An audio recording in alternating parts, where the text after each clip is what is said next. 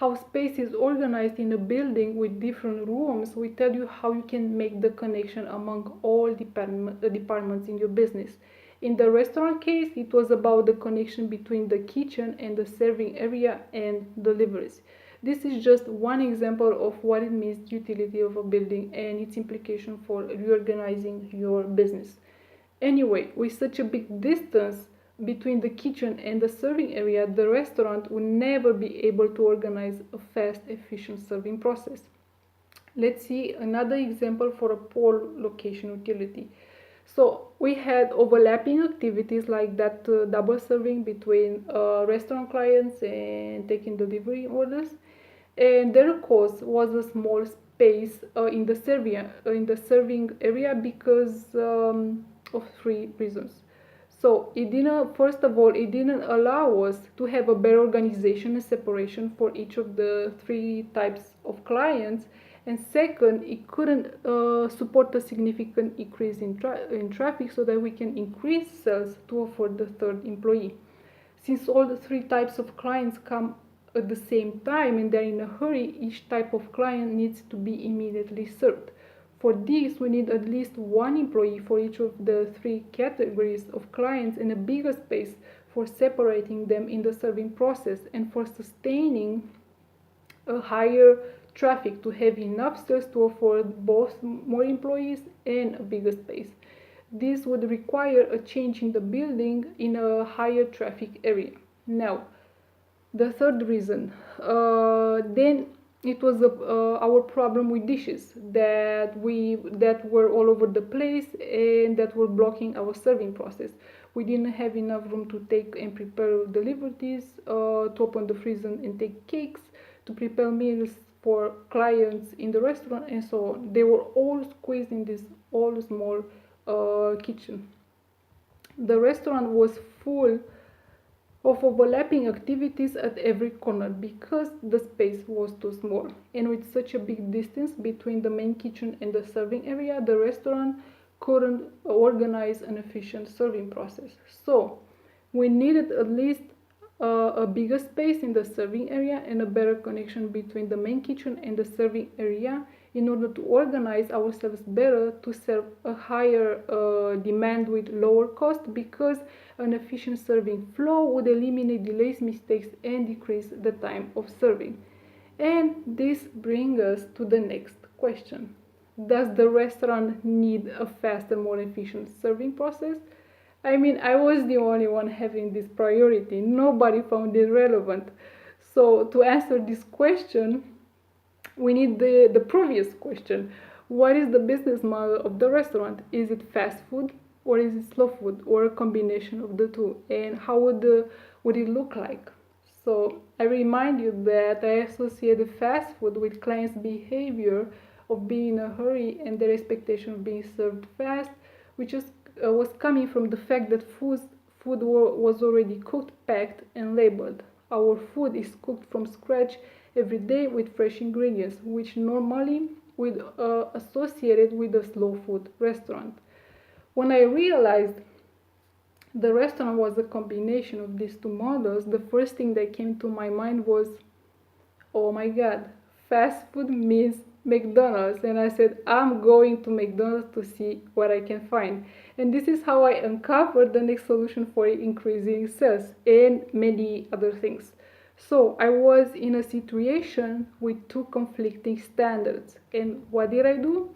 Well, I increased the space of the problem by looking beyond what seemed to be logical or an impossible problem to solve. Because reality is relative. But I will tell you about this experience and the solution to increase sales in the next class. Now, let's look at another perspective of the business to answer the question, is it slow food or fast food restaurant? If you recall, the business owner didn't see clients are in a hurry an important factor to serve efficiently. So this reorganizing thing didn't make any sense to her, but it did to me. The business owner didn't see the importance of clients being in a hurry, didn't see the relevance of the two business model combination, even if my anticipation about the business performance that she won't make profits at the current organization became true. She didn't find it relevant to reorganize the whole restaurant activity in spite of the fact that she was losing a lot of money in that location. So I had my perspective about the business, and the business owner had hers. Eventually, I left after 1 year of working there, but she's still in there. It is her business. She creates the recipes, she produces them, and she sells them. She keeps the business running. So, which perspective matters now the most? I was seeing things from an organizational point of view, but she didn't agree, and it made sense because it was her business, it was her money, not mine. She had to take responsibility for paying employees every month, not me. She had to take the risk of changing the location, not me. No matter how many arguments I would bring, eventually it is her business, not mine. As you can see, reality is so relative as it constantly changes, and you can look at it from so many angles and perspectives. You always have conflicting facts and problems to solve. After you solve one, there will always be a next one to answer.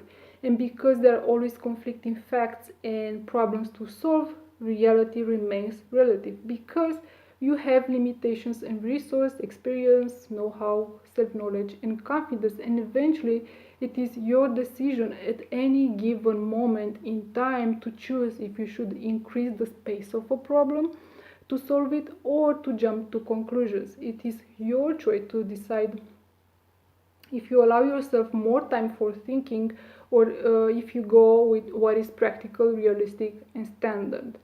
And when you get to the big picture of the business and you uncover the main cause for most of the urgent problems, and you still have conflicting realities and facts like fast food or slow food, you can choose to jump to conclusions like the business owner and stay in the same struggle and chaotic business that is eating up all her cash, or you can choose to expand your understanding of the problem. If you think about it, both slow food and fast food are real business models. They both exist, but reality is relative. Reality is according to our own perception. So, finally, you can ask yourself, what is real for me in this business? Finally, you can answer an abstract question. What do I want? What is my intention, my wish, my heart desire with this restaurant, with this business?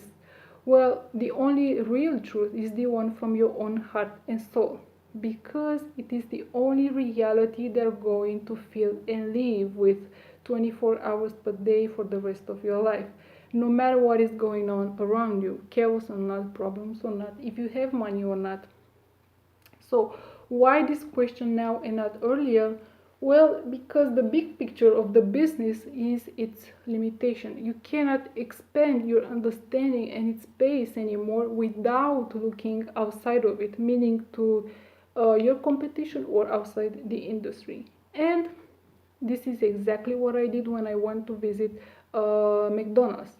This is the ultimate purpose of looking at your competition and outside your industry, not to copy them, but to expand your personal understanding of your own business problems.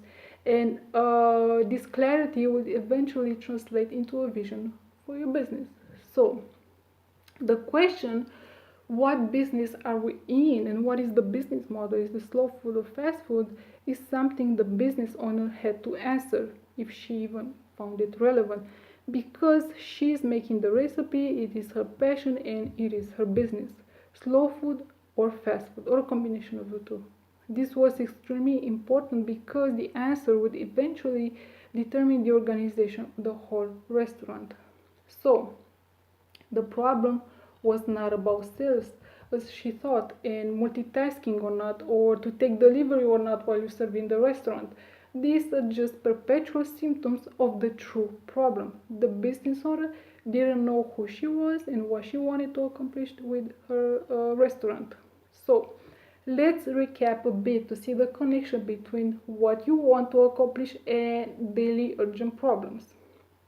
The conflicting double serving was happening because the space was too small to support enough traffic in order to have enough sales, in order to afford the third employee to serve each type of the client with no delays and get better organized.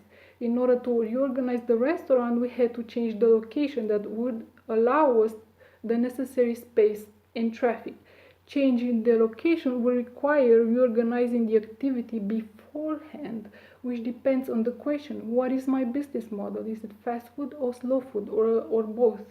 And how would it look like? How do you envision it? And this implies that the business owner should know what she really wants from her restaurant.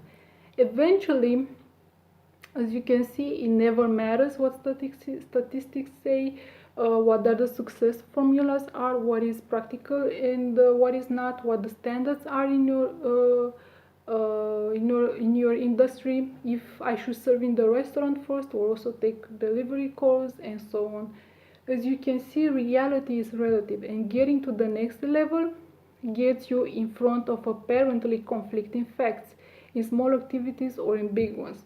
No matter what you will choose, there will always be a loss, so that eventually you can answer the ultimate question: what do I want? What does my heart want?